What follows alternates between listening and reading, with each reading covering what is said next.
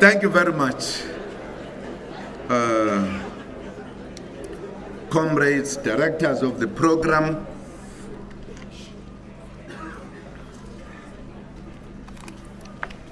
Mrs. Chris Hani, and all members of the Hani family, our host, the executive mayor of Ekurhuleni, Comrade Mondli Gungubele, chairperson and deputy minister of Trade and Industry, Mzwandile Masina,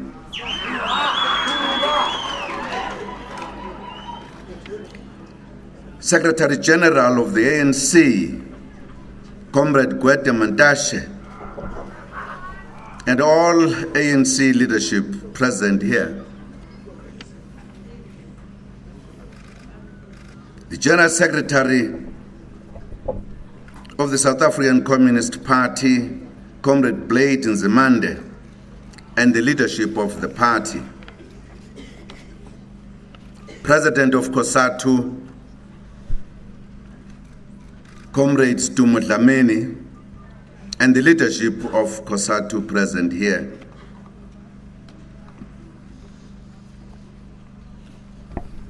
The leadership of SANCO,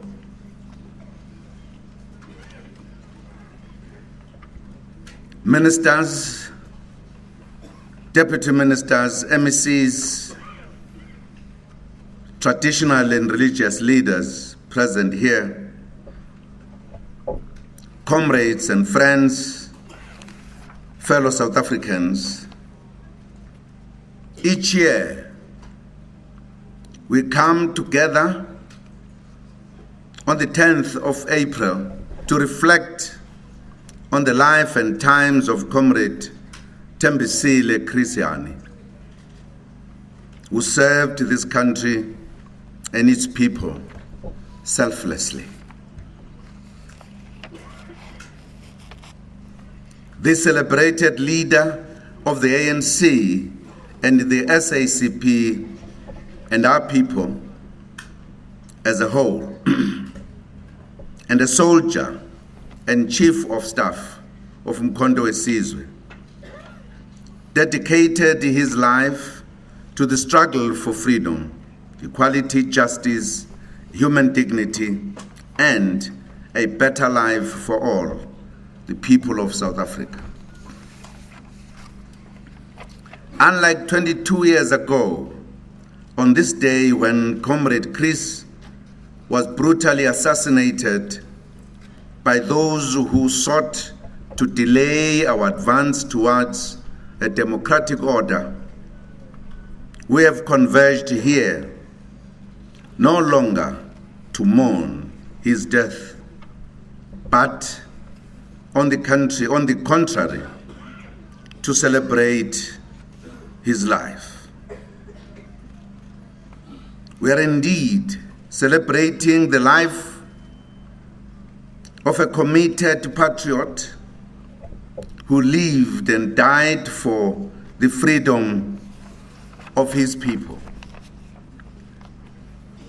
We reaffirm that in spite of what his murderers sought to achieve, the spirit and ideas of Chris Hani live on and will do so for generations to come. It is this spirit that inspires us when we look back at the glorious, relentless, and victorious struggle of our people for freedom and justice. This 22nd anniversary takes place during an important year in our movement and the country as a whole. The year of the Freedom Charter. Comrade Chris so believed in the Freedom Charter that he once said in an interview, and I quote, "It was important to have an ANC which accepted the Freedom Charter, which committed itself to the implementation of the Freedom Charter. And we felt that the Freedom Charter was a revolutionary document in terms of the struggle for national liberation and democracy." Close quote. It is against this background, therefore, that in celebrating the life of Comrade Chris Hani, we reaffirm that South Africa belongs to all who live in it, black and white, and that no government can justly claim authority unless it is based on the will of all the people. The Constitution of the Republic affirms this principle and enshrines equality, freedom, and justice for our people. The Constitution also enshrines the creation of a better life for our people through the inclusion of socio-economic rights such as the right to water, sanitation, quality education, and health care, and other important basic services. Very few people also know that the Constitution also enjoins us to provide social security for our people. We have been able to alleviate poverty through providing social grants to more than 16 million of our people, the majority of whom are vulnerable children, older persons, and persons with disability, in line with the Constitution. In memory of Chris Hani, let us continue working hard to deepen and consolidate democracy in our country, and also deepen the extension of services to all, especially the poor and the working class. We must also double our efforts to build reconciliation, unity, and social cohesion amongst all our people so that everyone, black and white, would continue to feel welcome and at home in South Africa.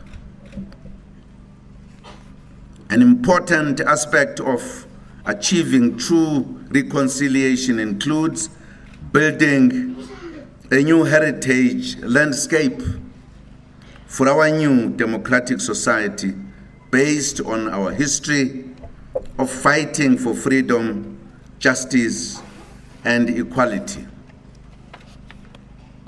Today, we have officially opened the Chris Hani Memorial, which will serve to educate generations of our people about his legacy and the struggle for freedom. Only last month, we successfully repatriated and reburied and unveiled memorials of our illustrious leaders, Moses Kotane and J.B. Marks. All of this is part of the ongoing program of the democratic government to build a new inclusive heritage for our country. Our program includes identifying historic sites, individuals and organizations that have made outstanding contributions to our liberation struggle and history, and to the development of our cultural values. The identified sites are being upgraded and declared national heritage sites and are maintained by the state, just like the Chris Hani heritage site that we have officially launched today. The task of grading and declaring these places is being undertaken by the South African Heritage Resource Agency through the upgrading and declaration of these historic sites. We will ensure a more representative and inclusive South African history and heritage. More importantly, this will also contribute towards shared values and a common national identity in the country. We regard this work as central to transformation, national building, nation building, national identity, and building a socially cohesive South African society that is non-racial, non-sexist, democratic, united, and prosperous. Furthermore, the building and maintenance of new monuments and historic sites has a greater potential to stimulate economic activity and create much-needed jobs in communities where these sites are located.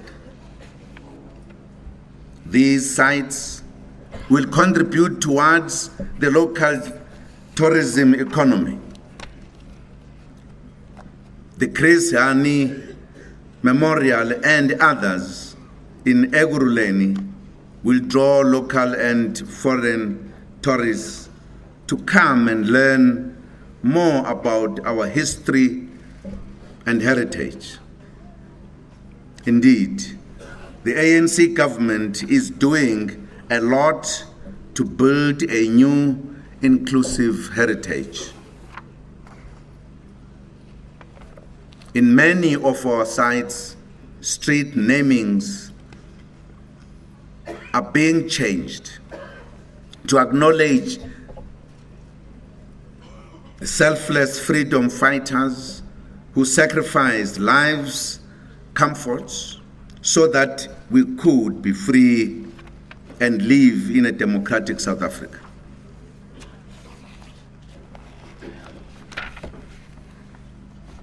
We already have airports, roads, hospitals that have been renamed after many, among them Bram Fisher, Oliver Tambo, Albertina and Walter Sisulu. We have hospitals that are named after Steve Biko, Chris Hani, Charlotte Maxeke, Helen Joseph, and many other sites that are named after other heroes and heroines of our struggle. Many municipalities are also named after heroes and heroines of the liberation struggle, from Govan Mbeki, Moses Kotane, Nelson Mandela, Ruth Mompati, and a host of others.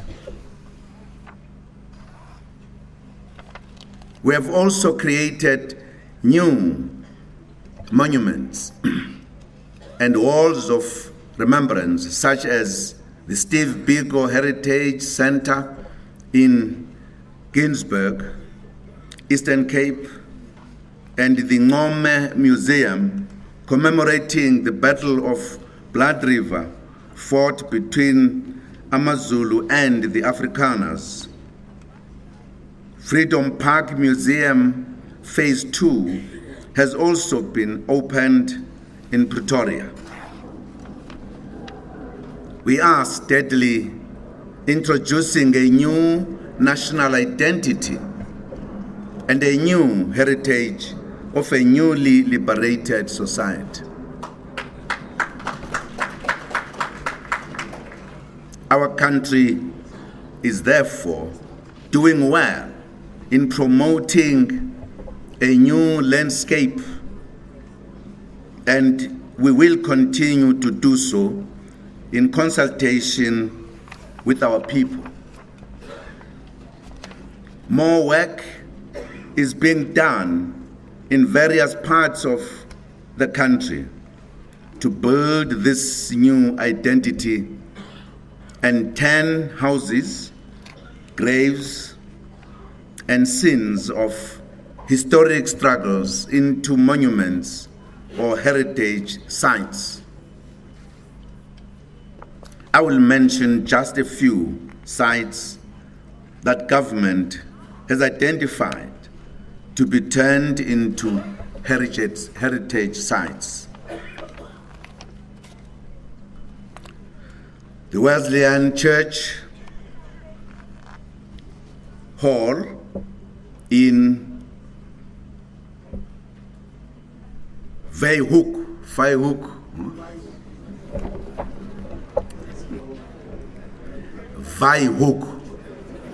huh?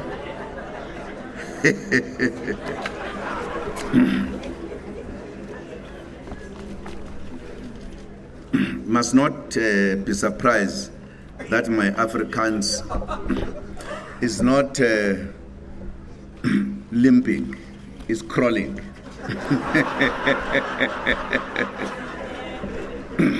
I can tell you a big story. When I was asked, "Where is your karki?"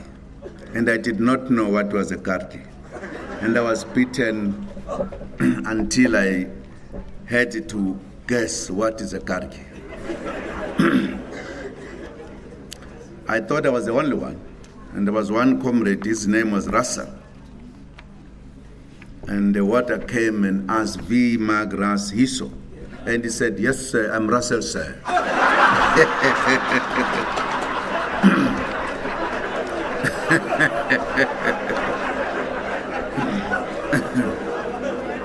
So don't be surprised with my Afrikaans. So we are saying Vryhoek, that's what it is. Mangaung, which was the founding venue of the then South African Native National Congress, now the ANC, located in the Mangaung, the home and grave of Dr. J.L. Dube, the first president of the ANC, the home of Thomas Mapigela in the Free State, who was a member of the ANC in 1912 in his executive of the then Native National Congress, now the ANC. Most meetings were held at the Mapigela home leading up to and after the formation of the ANC. The home of Lillian Ngoyi, who was the first woman leader to become a member of the National Executive Committee of the ANC and the leader of the ANC Women's League. The home of President Oliver Tambo in Kantolo, Mbizana in the Eastern Cape is being upgraded and will be a heritage site. The home of former President Nelson Mandela in Horton. the site of the Pondo Revolt on the Inguza.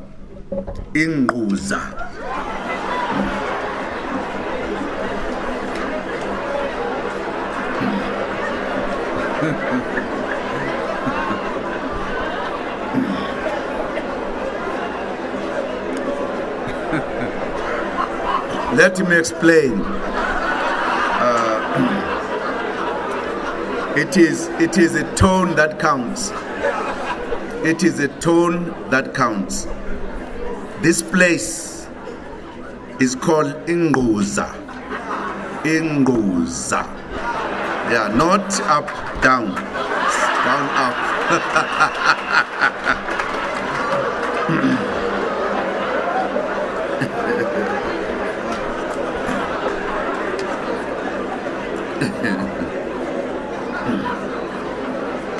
Is a hill. It is a hill that is named where the Pondo Revolt reached its climax. And the Holy Cross Church will be declared a heritage site. The sites in which many heroes fought in the frontier wars. This includes the 1913 revolt by African women in the Free State and the 1957 anti-pass revolt by women in Zerast will also be declared heritage sites. These are before the peasant revolts of the 1960s, and they also signify the important role played by women in the struggle for national liberation. The Rocklands Civic Center in Mitchell's Plain, Cape Town, where the United Democratic Front was formed in 1983. The Ikukule 27 Monument in Cape Town, the former homes of Mama Winnie Madikizela Mandela in Brantford, and that of Dr. J.S. Moroka in Tabanchu in the Free State, and the home of Comrade Bram Fisher. Government is also in the process of upgrading the graves of some of the leaders of our struggle, such as Dr. A.P. Zuma, Sefaku Mahatu, Pixley Zaga Seme, Rahima Musa, Robert Sobukwe, and Josiah Shangana Gumede. We are aware of the sentiments in the country relating to the removal of statues of racists and colonialists. We do understand the frustration of our people who may feel the program of building a new heritage architecture is moving slowly. But I don't think we should say there is nothing happening. It's not a correct statement. It's not a correct information to say nothing is happening. The government is not doing anything because the program has not come to the level of the statues. I've counted these deliberately to say the program of transformation is on, and it has been on.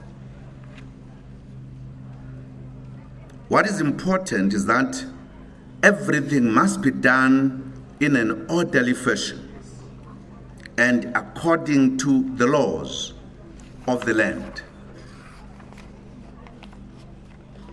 We remind our people that the destruction of statues is illegal. The National Heritage Resources Act of 1999 outlines the consultative processes that should be followed in the case of removal and/or relocation of a statue. I'm making this point again because I had commentators saying, why do you consult? You must just do these things. We are following the order, we are following the law. That's what we said we should do. Destroying the statues also flies in the face of the preservation of the history of our country, including the repulsive apartheid colonial history. If you read a history book, you don't take out the pages that are painful so that it becomes a correct history book. History, it must be told, its painful sides and its devastating sides and everything. Then it becomes a history, not selective history. Future generations should know the people who colonized our country and those who introduced apartheid, which was declared a crime against humanity by the United Nations and treated the black majority as pariahs in the land of their birth. What we should discuss is therefore the location of these colonial and apartheid artifacts. And we are happy that the debate has begun. But also, it must not appear as if nothing has been done. In the Union Building, we removed one of the racists and placed Mandela. So the process has started. And we have put a huge statue of Madiba welcoming the country in place of a man who was riding a horse there. So it cannot be true that nothing is being done. Perhaps people could fight about the speed with which it is done, and then we could talk about that. And it is also not right to say you should just move and remove these things without discussion. I'm sure it would also be criticized to be having tendencies of dictatorship if we did so. And that's why we need to discuss and agree, to be orderly, not to be chaotic. Not to show the kind of anger, because anger does not build a nation. It destroys nations. There have been wars because of those who are angry. And at the end, when they've been angry, when they've destroyed, they've got to come back to talk. Compatriots and comrades, in memory of Comrade Chris Hani, who was an internationalist, not half, fully, an internationalist. Let me also address the creeping problem of what appears to be xenophobia in our country. We have noted with deep concern the incidents around the country where foreign nationals have been attacked or threatened or have had their properties destroyed. We would like to correct the perception that all foreign nationals or persons born outside South Africa who live in our country are in South Africa illegally.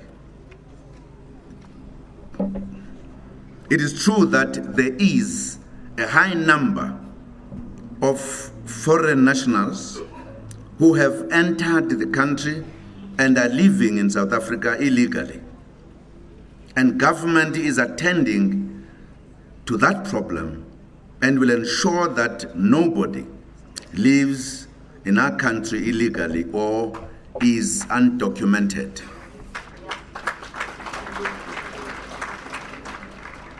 However, many foreign nationals live in South Africa legally and contribute to the life and success of the country. Many are recruited to bring much needed skills that are scarce in our country, that we need to develop our economy. We are actually working to improve our migration laws to enable us to import scarce skills, which will entail bringing in more foreign nationals to assist us in achieving our developmental goals, whilst we train our people who were robbed of training by apartheid. Other foreign nationals come to South Africa as refugees, running away from violence or wars in their countries of origin. Many leaders of the ANC also fled South Africa and lived in many countries in Africa and the world, including this comrade we are commemorating today, and were treated with generosity, dignity, and respect. In addition, as South Africa, we are an integral part of the African continent and the South African development community.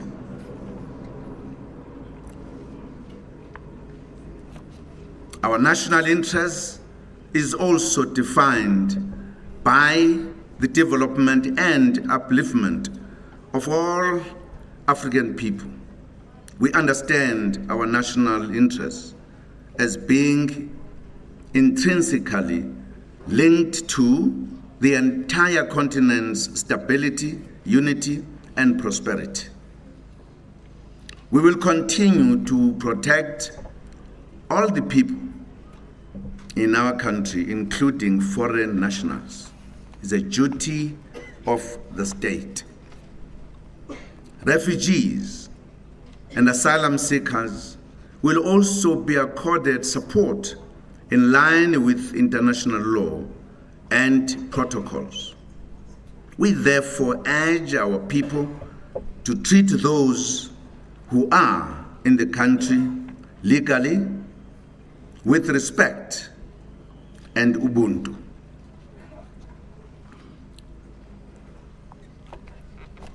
Maybe we need to look at how we identify and distinguish these, because they are not the same.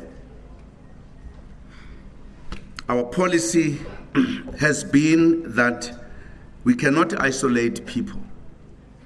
They must live among us. But it is clear that in some cases there are problems. One, because you might not know exactly how many refugees are in the country if they are not properly kept and known where they are.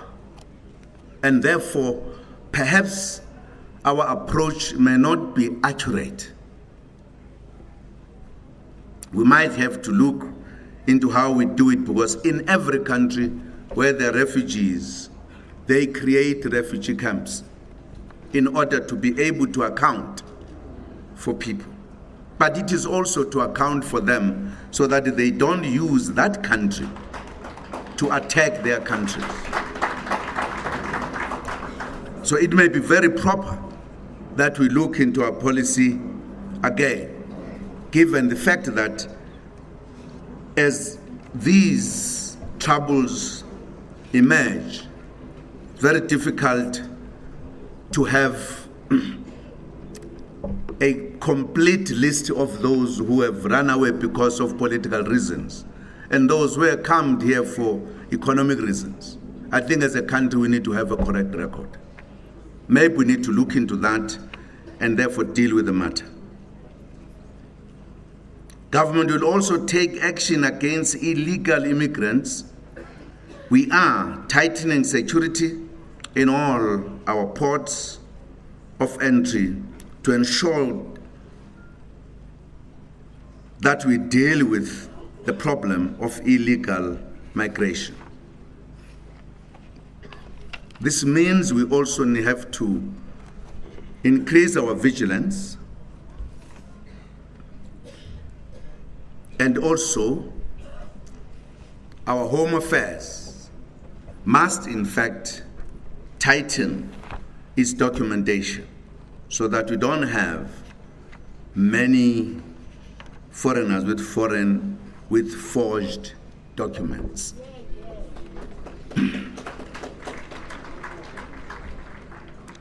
We are also determined to continue to take action against all foreign nationals who commit crime in our country. At the same time, action is also being taken against South Africans who commit crime. We should therefore not view all foreign nationals as criminals. But at the same time, one commander of a police station reported to me that in the area where he was operating, the bigger percentage of the crime committers were foreigners, including carrying illegal firearms. That calls for the state machinery to act properly so that you avoid the kind of accidental clashes that emerge unexpectedly. We need to be properly organized to deal with this matter so that we do not create an impression that South Africans are xenophobic, because they are not. If they were, foreigners would not be all over the country. There are specific issues, I think, that they've raised which we need to look at so that we can avoid these unfortunate clashes. We are also aware of the complaints by some South Africans that some foreign nationals start small businesses in townships that compete against South African-owned businesses, leading to some having to shut down. It is also true that some of the foreign-owned businesses do not comply with the country's laws and are therefore operating illegally.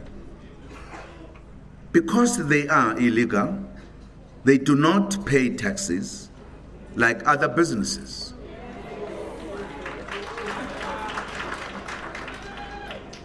Everyone operating a business in South Africa, whether one is a citizen or a foreign national, must adhere to the country's laws for registering and operating a business.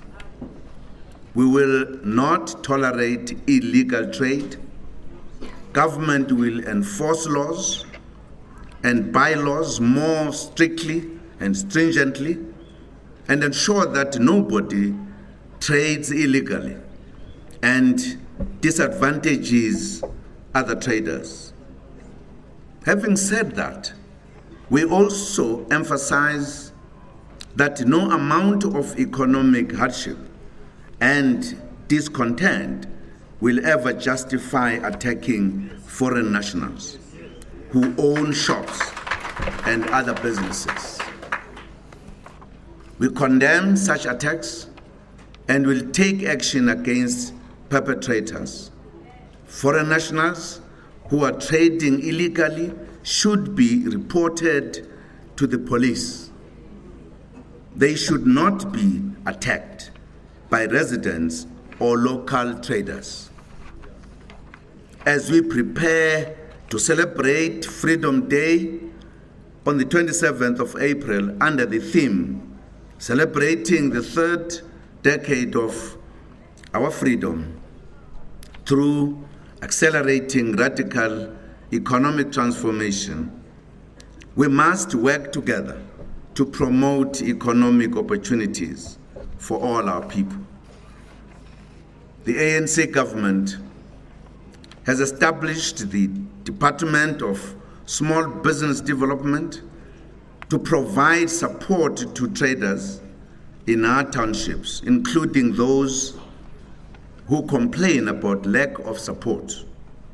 Government also has several programs in place to support small businesses, and we urge our traders to visit their local government offices to obtain information. During the State of the Nation address in February this year, I announced that we would implement a program to set aside 30% of appropriate categories of state procurement for purchasing from SMMEs, cooperatives, township and rural enterprises. This will ensure that we build on the entrepreneurial spirit of our people and create a much wider base of entrepreneurs and business people. There are several opportunities for cooperatives as well.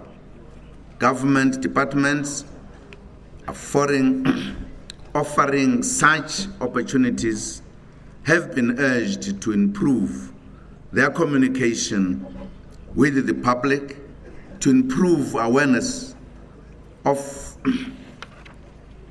opportunities offered by the democratic government.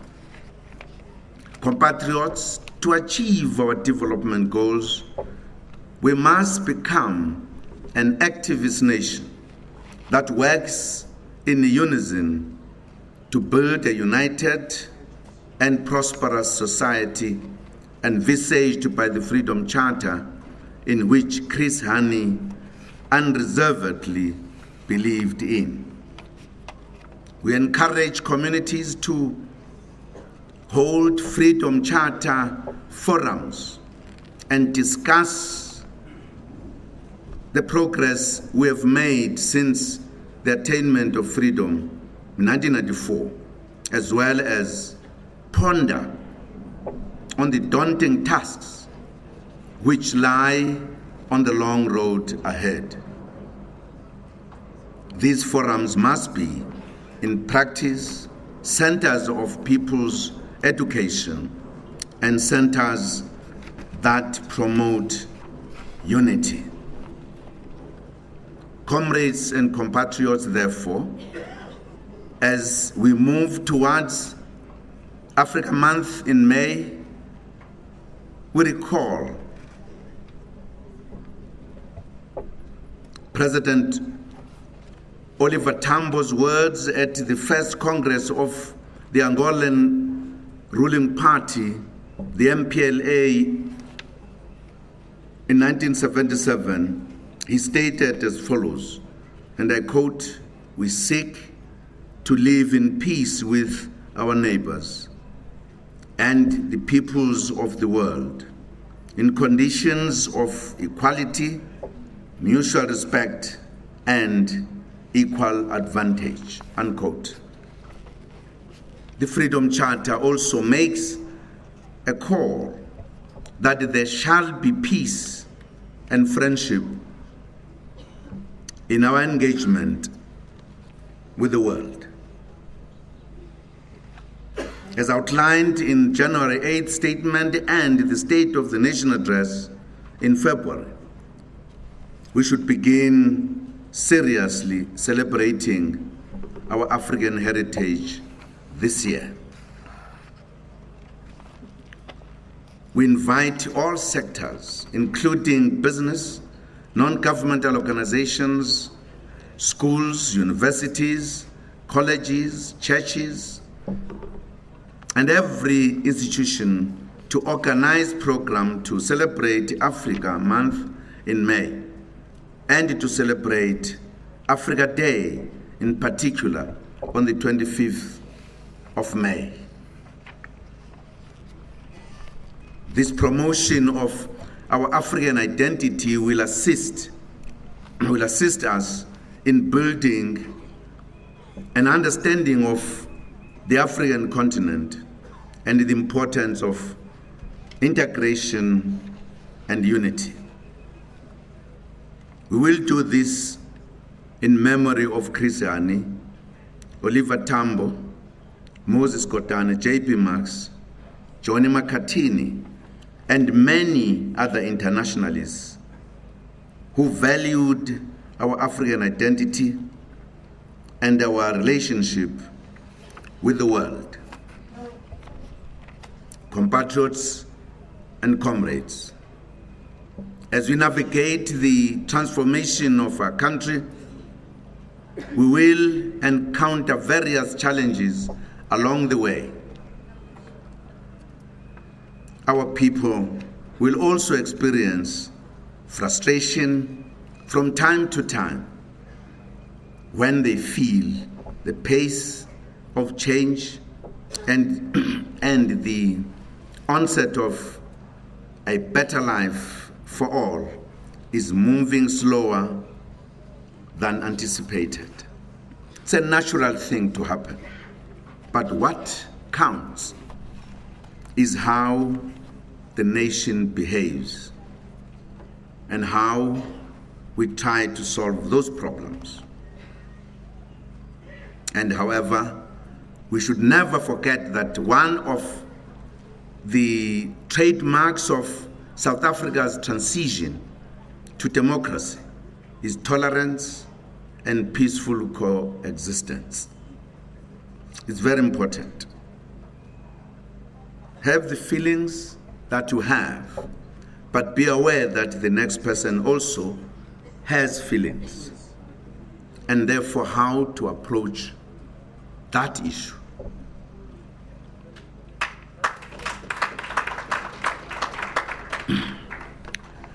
Even those who speak about the revolution, there can be no revolution without proper understanding and organization and discipline. You can't have a chaos and call it a revolution. Can't be. No matter how you repeat your action, that they are revolutionary. If they are not revolutionary, they are counter-revolutionary. They are just counter-revolutionary. There will never be anything else.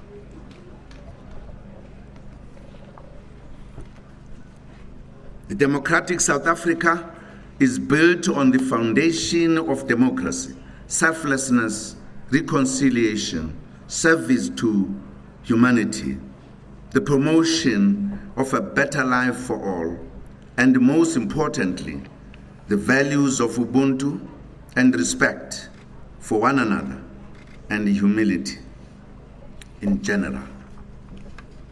These are the values that we should all embrace and promote.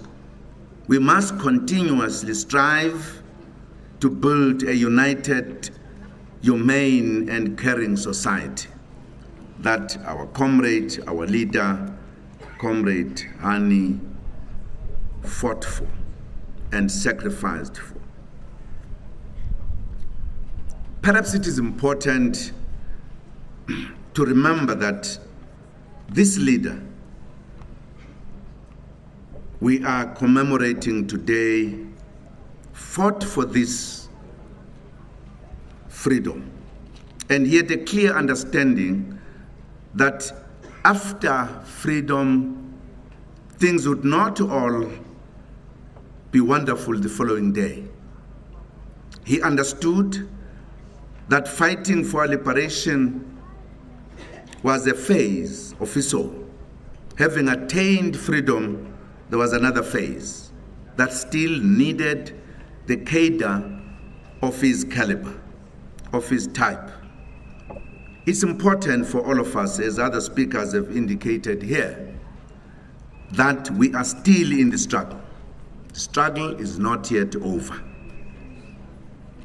If you believe the struggle is now over, we are going to be overwhelmed by your enemies.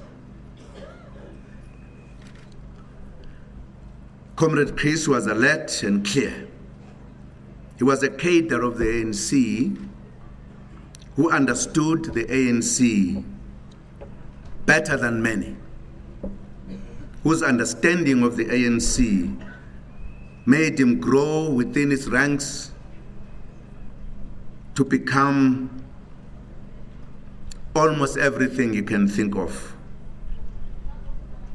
He joined MK when there was a call to join MK, as we adopted the method of the armed struggle, became a soldier, developed within the ranks and became a commissar, and served in the high command of Umkhonto Wesizwe and the chief of staff, and indeed the most dependable leader of our military formation. But he was also a national leader, and national leader in many respects. He was a member of the National Executive Committee of the ANC. And of course, during those days, it was not just anyone who could become a member of the National Executive Committee. Once you got into that position, the organization, the membership, would have assumed that you had the qualities that were needed to be in that committee. But he was also a member of the South African Communist Party, served in its structures, from the cell to other structures, regional, national, the Central Committee, the PB, and finally became the General Secretary of the party.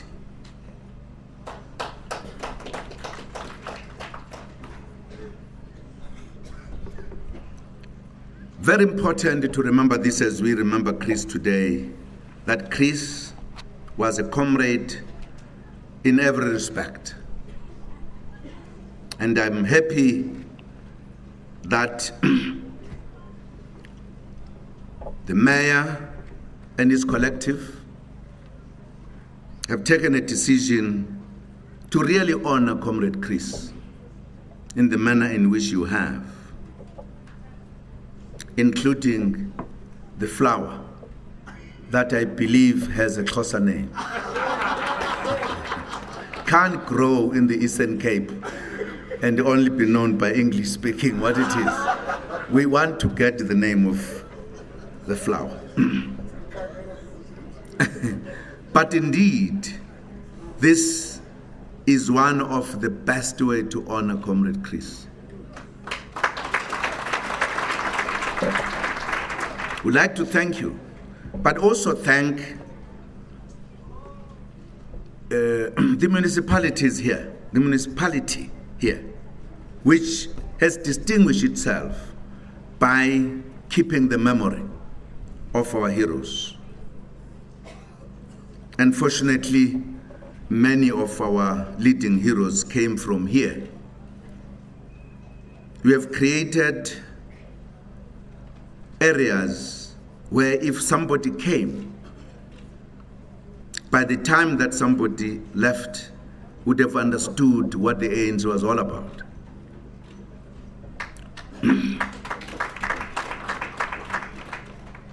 who was Tambo, who was Chris Hani, and many others.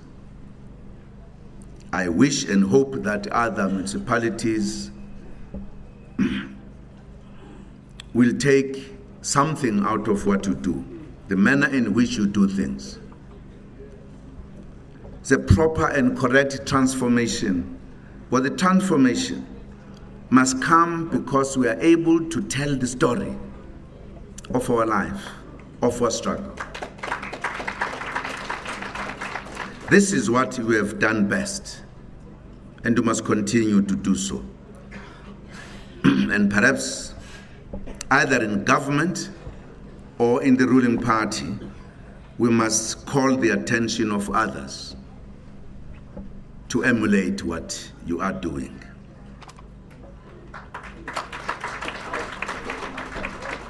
Well done. Well done. Well done.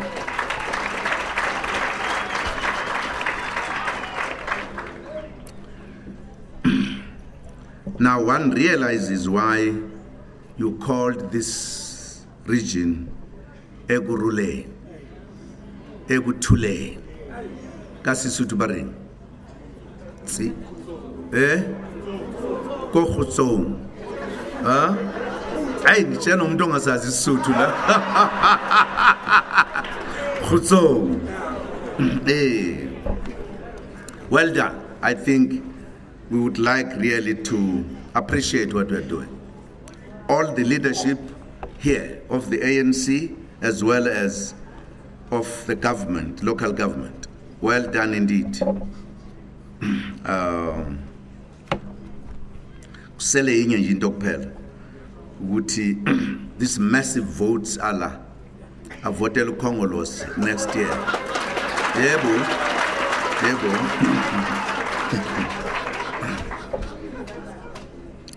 Comrades, on the 22nd anniversary of the painful passing of Comrade Chris Hani, let us celebrate his life and times by working harder to build a better South Africa and contribute selflessly to building a better Africa and a better world. But bear in mind, comrades, all of us in the alliance, you cannot build a better South Africa and a better life if you yourselves are not united. If you say it when we are not united, it's just a slogan which can be said by anyone. In other words, to remember Comrade Chris, let us solve our problems and unite.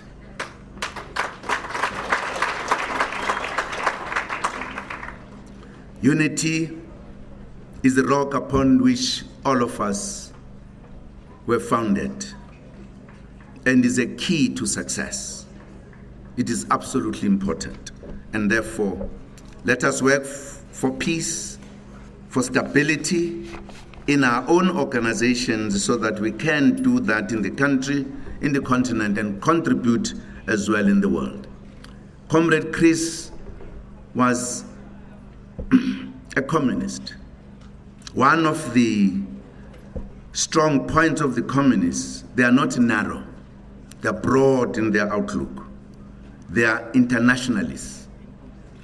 And that's why it was important that we talk about us as leadership, teaching our community that we are internationalists as this country. We produce many, and we cannot be seen as anti-internationalists. We are internationalists.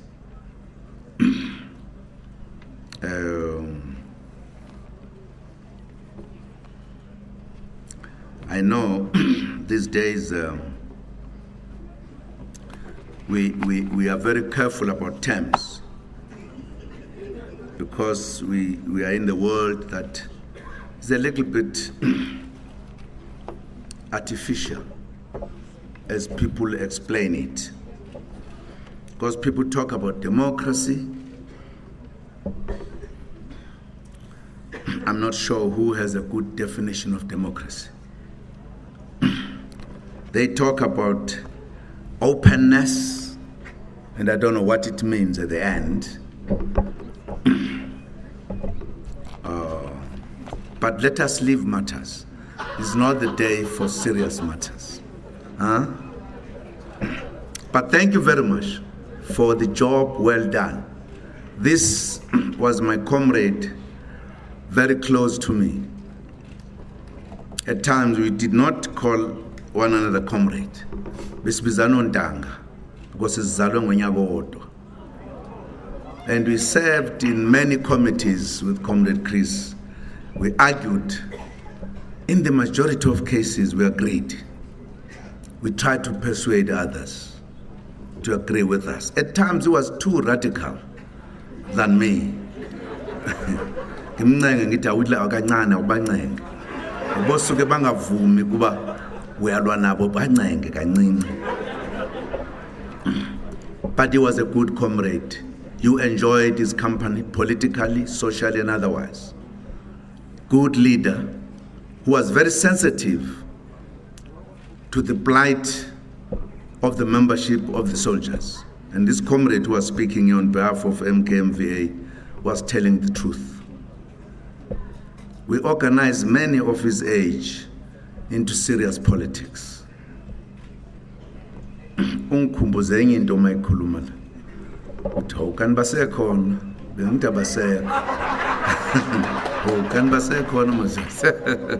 Siyabonga. Amandla awethu uhinde lendlela esihambayo uhinde lendlela esihambayo uhinde lendlela esihambayo uhinde lendlela esihambayo washumandela kubalandeli bakhe wathi sohlangana nge-freedom day washumandela kubalandeli bakhe wathi sohlangana nge-freedom day uhinde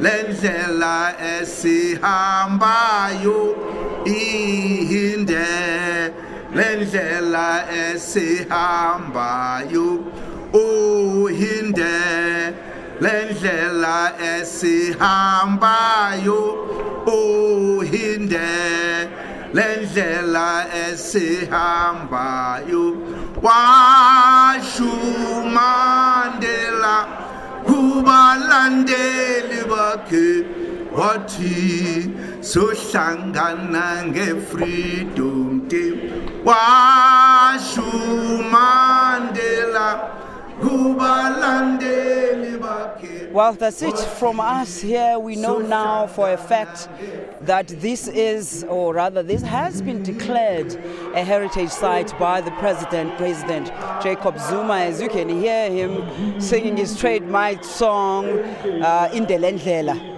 Sihambayo. That's it from us here in Boksburg. It's been an absolute pleasure and an honor to broadcast with Mnomnokolo Football. Kunjalo kanye yo nami ndingathanda ukuthi apho emakhaya bekangako besiniphathele khona namhlanje ke uChris Hani simshiya kwindawo okungoku nje seyibhengezwe njengegugu lesizwe emva kweminyaka engama-22 sisatsho sithi umphefumulo wakhe mawuphumule ngoxolo. Well, it's been a great pleasure. Let's take it back to you in Johannesburg.